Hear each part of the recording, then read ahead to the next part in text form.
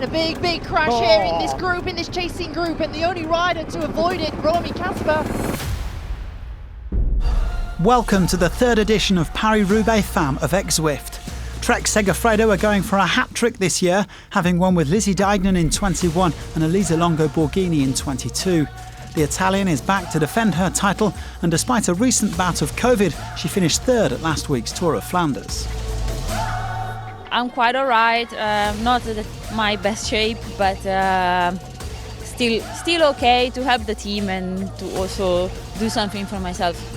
SD Works look like the team to beat, having dominated the classics. Last year's runner-up Lotte Kopecky is chasing a prestigious double after winning in Flanders. It's really hard to predict this race. I mean, a lot of things can happen. So, I mean, you can make a plan, but then if you're a flat tire on the wrong moment, then your plan is gone. So, yeah, we have kind of a plan for the first half of the race, and then we see what the situation is, and then I think we all should race on instinct today. And there are plenty of other hopefuls ready to get stuck into the hell of the north, such as Canyon SRAM's Elise Chabet, who was fourth last year. Sur le moment, je dirais pas que c'est du plaisir tout du long, mais à la fin, quand on arrive dans le vélodrome, c'est sûr que le plaisir il l'emporte sur tout ce qui a pu se passer. After a rollercoaster few months, which included suffering a stroke in September, French champion Audrey Cordon-Rago is here with her new team, Human Powered Health. Voilà, c'est beaucoup d'émotions. Maintenant, je suis quelqu'un qui arrive à faire la part des choses, donc une fois que le départ va être donné, ça va aller mieux. Si on prend pas de plaisir, alors on peut pas gagner. Il faut embrasser les pavés et vous le rendre normalement à 200%, c'est ce que je vais faire. The riders will cover the same 17 cobbled sectors as last year, a total of 29.2 kilometres. They include the 5-star sectors of Mont-Saint-Pavel and Carrefour de l'Arbre. The race is also slightly longer, with an extra 20 kilometres or so after the start in Denain. There's no rain forecast today like in 21, but it's not as dry as 2022. The riders will have to watch out for some slippery cobbles after heavy showers earlier in the week. 18 women fought their way into the breakaway, building a significant lead of 5.5 minutes before the first cobbled sector. Most of the top teams had a rider in there, including Trek Segafredo, SD Works and Canyon SRAM, but Jumbo-Visma missed the move, and their leader, Marianne Vos, then had some untimely mechanical issues, facing a tough chase to get back. At the front, Vos's young compatriot Danique Hengeveld went solo for DSM, pulling around 25 seconds clear of her fellow escapees. She still had over 5 minutes on the main bunch. Well, the peloton no doubt sensed it was time to start closing the gap as Italian champion Elisa Balsamo hit the front for Trek Segafredo.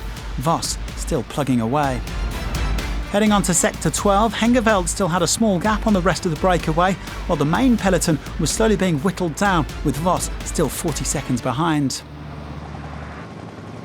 And the bunch was completely blown apart when Kopecky suddenly upped the tempo, and as the other favourites scrambled to get on her wheel, there was a minor crash behind.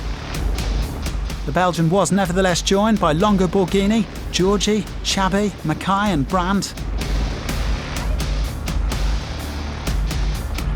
A few kilometres later, Hengeveld was caught by the rest of the break.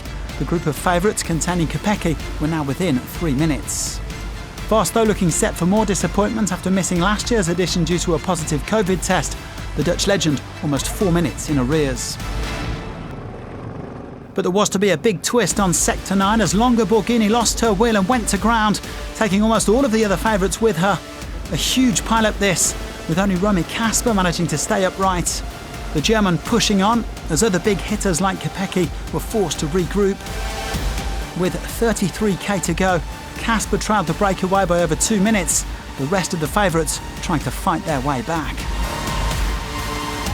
But little by little they got themselves organised, and by the Carrefour de l'Arbre, a group of nearly 20 riders were within 1 minute of the leaders. The indefatigable Vos had even managed to haul herself back into the chase group along with Kopecky. And the race was really on now between these chasers and the breakaway. Just 10 seconds the gap as they embarked on the penultimate sector. And the writing looked to be on the wall for that front 7. But the escapees got a second wind on the road to Roubaix, with Addison Jackson in pink urging them on in the closing kilometres. This one going down to the wire. And ultimately, none of the favourites decided to really take up the chase. The magnificent seven up at the front was set to duke it out in cycling's most famous velodrome.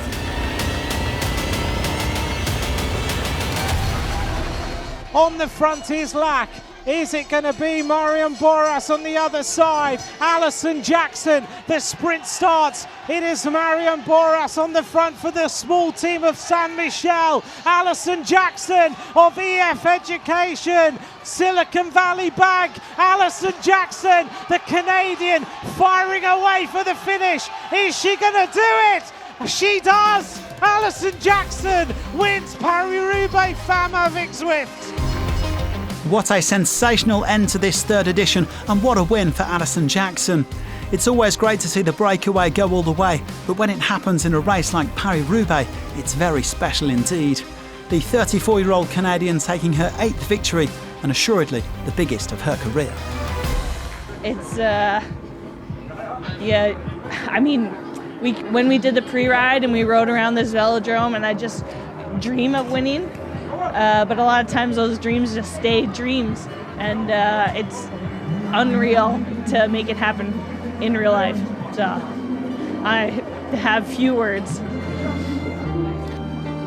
Italy's Katia Ragusa and Mark Truyen of Belgium rounding out a podium that nobody would have predicted this morning, with 7th place Kopecky leading in the favourites at 12 seconds.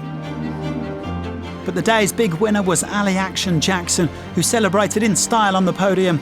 That's now 3 different winners in 3 editions of Paris-Roubaix Femmes avec Zwift, and this one was an absolute thriller.